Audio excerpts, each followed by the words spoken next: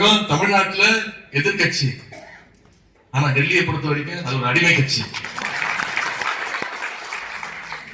நாம இப்படி கொள்கையோடு செயல்பட்டு இருக்கிறோம்.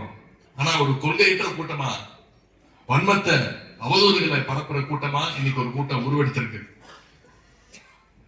திராவிட இயக்கத்துடைய கொள்கைகளை திமுக குரல்ல இன்னைக்கு நாடு முழுவதும் பரவுறதை பார்த்துட்டு பாசிச பாஜகவுக்கும் அடிமை கூட்டத்திற்கும் இன்னைக்கு மிரண்டு போயிருக்காங்க.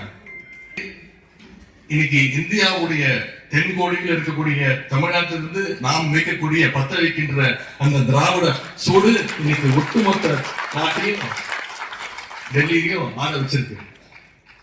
அதனாலதான் திமுகவை எப்படியாவது ஒழிக்கணும்னு ஒன்றிய பாஜக அரசு எப்படியாவது திட்டங்களை தீட்டிட்டு இருக்கு. அந்த சூழ்ச்சியில ஒரு பகுதிதான் இப்ப நடக்கின்ற SIR அப்படின்ற அந்த திட்டம். திமுகவுக்கு ஆதரவாக இருக்கக்கூடிய வாக்குகளை எல்லாம் எப்படியாவது முடக்கணும், நீக்கணும். குறிப்பா சிறுபான்மை மக்கள், பெண்கள், ஒடுக்கப்பட்ட மக்களுடைய வாக்குகளை எல்லாம் நீக்கணும். இதுதான் அவங்களுடைய ஒரே நோக்கம்.